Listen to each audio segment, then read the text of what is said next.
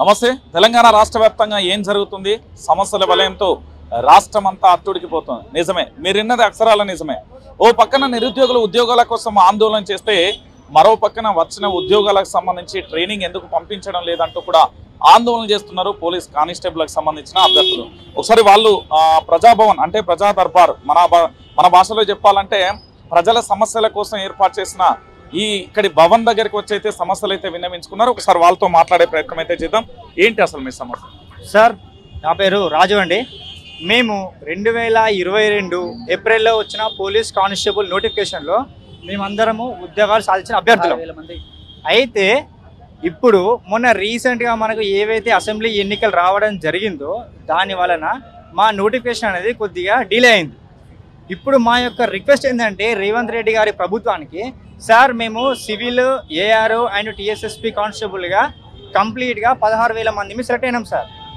మాకేంటంటే ఇప్పుడు ఏదైతే హైకోర్టు స్టే ఇచ్చి నోటిఫికేషన్ ఆపిందో దానిని ఎటువంటి అడ్డంకు లేకుండా వాటి మీద ఉన్న అడ్డంకులన్నింటినీ తొలగించి మాకు వెంటనే ట్రైనింగ్ ప్రారంభించాలనేది మా యొక్క అభ్యర్థన.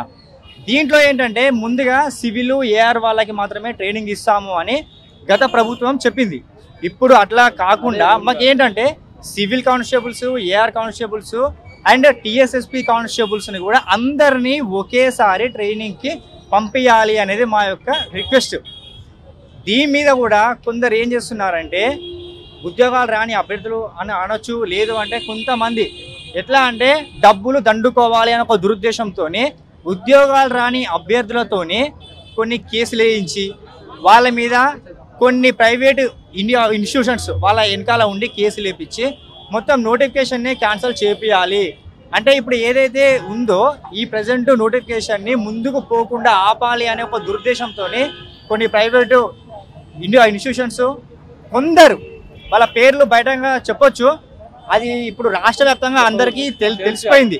వాళ్ళు కొన్ని అఫీషియల్గా ఎట్లా అంటే వాళ్ళ పేర్లతోని యూట్యూబ్ ఛానల్లే ఉన్నాయి.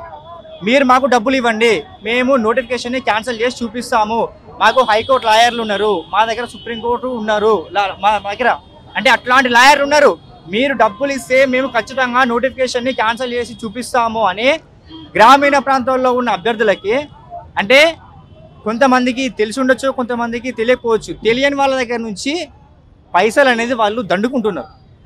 ఎట్లా అంటే కొన్ని యూట్యూబ్ ఛానళ్ళు పెట్టి, కొన్ని టెలిగ్రామ్ ఛానళ్ళు పెట్టి మీరు మాకు డబ్బులు ఇవ్వండి అని చెప్పి ఫోన్పే నెంబర్లు, గూగుల్ పే నెంబర్లు అఫీషియల్గా బహిరంగంగా ఇచ్చేస్తున్నారు. మళ్ళీ ఇంకొకటి ఏంటంటే మా తరఫున కూడా రిక్వెస్ట్, సార్ రేవంత్ రెడ్డి గారి ప్రభుత్వానికి మళ్ళీ మేము ఒక చెప్పే విషయం ఏంటంటే ఇట్లాంటి ఏవైతే చెడు పనుల్లోకి ముందుకు వాళ్ళు ఎవరైతే వస్తున్నారో చేయాలని అట్లాంటి ఛానళ్ళని బ్యాన్ చేయండి సార్.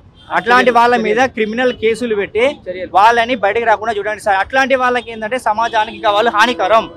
ఎట్లా అంటే ఎవరైనా ఒక వ్యక్తి సమాజానికి బాగుపడేలాగా ఉండాలి, కానీ అరే పలానా వాళ్ళకి జాబ్ వచ్చింది, వాళ్ళ ఉద్యోగాలు రానియద్దు, వాళ్ళ ఉద్యోగాలు పోగొట్టాలి అనే ఒక క్రిమినల్ మైండ్ సెట్తో ఎవరైతే ఉన్నారో వాళ్ళు సమాజానికి హానికరం. వాళ్ళు అసలు సమాజంలోనే ఉండద్దు.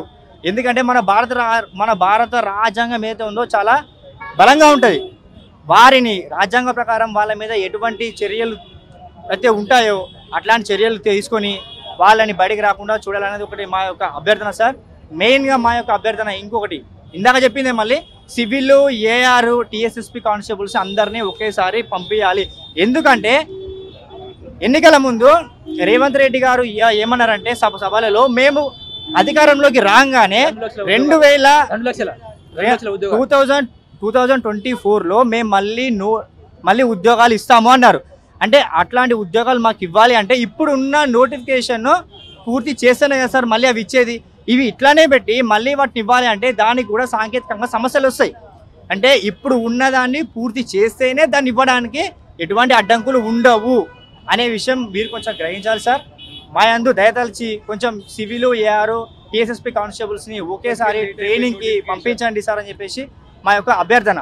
రైట్, ఇప్పటి వరకు మీరు చెప్పిన అంశంలో అంటే కోచింగ్ సెంటర్లకు సంబంధించిన ఛానల్స్ ఏవైతే ఉన్నాయో అంటే కోచింగ్ సెంటర్ల యాజమాన్యమే నడిపిస్తుందా లేకపోతే వారు వెనుక వేరే జరిపిస్తున్నారు? యాజమాన్యమే సార్. అయితే ఇది ఎట్లా ఉంటుంది అంటే కోచింగ్ సెంటర్స్కి బిజినెస్ అనేది ఎప్పుడు ఉండదు.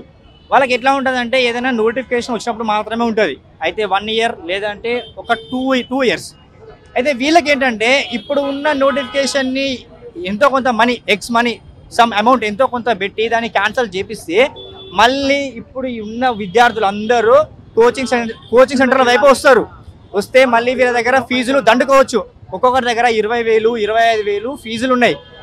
అట్లాంటి ఒక అభ్యర్థి అక్కడ వాళ్ళకి 20,000 ఫీజు ఇవ్వాలి. ఎట్ ది సేమ్ టైం వాళ్ళు హాస్టల్స్లో ఉండాలి. హాస్టల్స్లో ఉంటే ఎంత లేదు అన్న పర్ మంత్ 5,000 ఉంటుంది ఫీజు. లేదు అంటే వాళ్ళు ఒక దగ్గర బయట ఎక్కడైనా ఒక 10 మంది ఒక 5 మంది ఒక దగ్గర ఉండి ఒక రూమ్ తీసుకొని వాళ్ళు ఉండాలంటే కానీ అట్లా చూసినా కానీ ఒక 4,000 వరకు ఒక అభ్యర్థికి వస్తుంది. ఇప్పటికే అట్లాంటి అమౌంట్ మేము చాలా వెచ్చించుకొని ఇన్ని సంవత్సరాలు స్ట్రగుల్ అయ్యి ప్రిలిమ్స్ క్లియర్ చేసి ఈవెంట్స్ క్లియర్ చేసి మెయిన్స్ క్లియర్ చేసి ఉద్యోగాలు సాధించుకున్నాం. ఇప్పుడు ఏంటంటే మాకు నోటికాడికి వచ్చిన మా అన్నాన్ని మాకు దక్కకుండా చేయాలి అని ప్రయత్నిస్తున్నారు. అట్లాంటి వాళ్ళ మీద కూడా సార్ మీరు కొంచెం చర్యలు తీసుకోవాలనేది మా యొక్క అభ్యర్థన సార్. మాకు ఇది మెయిన్గా ఈ నోటిఫికేషన్ మాత్రం ఎటువంటి అడ్డంకులు లేకుండా ముందుకు సాగించాలనేది మా యొక్క విన్నపం సార్. సార్ ఈ నోటిఫికేషన్ కోసం మేము చాలా కష్టపడ్డాం సార్. ఎన్నో రాత్రులు కానీ అన్నం తినకుండా ఇది చేయకుండా మాకు ఆ వసతులు లేకుండా హైదరాబాద్లో రూమ్ తీసుకొని హాస్టల్స్లో ఉండి ఇప్పుడు నేను మెహదీపట్నం నుంచి నేను దిల్సుఖ్ నగర్ కోచింగ్ వెళ్ళేది సార్. అయితే మార్నింగ్ టిఫిన్ చేయకుండా జస్ట్ కోచింగ్ సెంటర్లో 8 గంటల నుంచి నైట్ 8 గంటల క్లాస్ ఉంటుంది సార్. మార్నింగ్ టిఫిన్ చేయకుండా ఇక్కడ నుంచి వెళ్ళి అక్కడ టిఫిన్ చేయకుండా వెళ్ళి ఆఫ్టర్నూన్ సాయిబాబా టెంపుల్లో లేకపోతే 5 రూపీస్ అన్నం పెడితే అక్కడ తిని కోచింగ్ సెంటర్లో కోచింగ్ విన్నది దాఖలా ఉన్నాయి సార్. సో కావున మేము ఈ జాబ్ల కోసం చాలా కష్టపడ్డాం సార్. ప్రిలిమ్స్ మెయిన్స్ ఈవెంట్ కోసం అయితే చాలా కష్టపడ్డాం సార్, చాలా అంటే చాలా. అయితే ఇవన్నీ దాటుకొని ఫైనల్ లిస్ట్లో మేము జాబ్ సంపాదించుకుంటే ఇప్పుడు మాకు ఇది అది అని చెప్పి మాకు లేనిపోయిన అడ్డంకులు పెట్టి మాకు చాలా విధంగా మనోభావాలు మా ఫ్యామిలీస్ మేమందరం మనోభావాల పరంగా చాలా బాధపడుతున్నాం సార్. అంటే దీని పరంగా ఏంటంటే ఇప్పుడు దీన్ని రద్దు చేయమని డిమాండ్ చేస్తున్నారా వాళ్ళు, మీరు దాన్ని కొనసాగించమని డిమాండ్? మేము మా ఉద్యోగాలు ఏవైతే వచ్చినాయో ఆ ఉద్యోగాలని సక్రమంగా ఫిలప్ చేయాలి అని మా మనవి సార్. సివిలు ఏఆర్తో పాటు టీఎస్ఎస్పీ కూడా దీన్ని పంపించాలని, ఉద్యోగాలను ట్రైనింగ్ పంపించాలని సార్. ఇప్పుడు మాకు మెడికల్ కానీ ఎస్బీ కానీ 70% కంప్లీట్ అయింది సార్. సో ఈ కంప్లీట్ అయిన దానికి ఇంకా నెక్స్ట్ మిగిలి ఉన్న 30%ని కూడా కంప్లీట్ చేసి మాకు త్వరగా ట్రైనింగ్ పంపాలి. ఇక్కడ తెలంగాణలో ట్రైనింగ్ సెంటర్స్ కొన్ని తక్కువ అయితే ఇంతకుముందు కూడా తక్కువ అయితే అవుట్ ఆఫ్ స్టేట్లో పంపిణీ దాఖలు కూడా ఉన్నాయి. సో మాకు కూడా ఇక్కడ ట్రైనింగ్ సెంటర్స్ లేకపోతే మాకు పక్క రాష్ట్రాల్లో పంపించినా మేము చేయడానికి రెడీగా ఉన్నాం సార్. రైట్, ఇంకెవరైనా మాట్లాడతారా?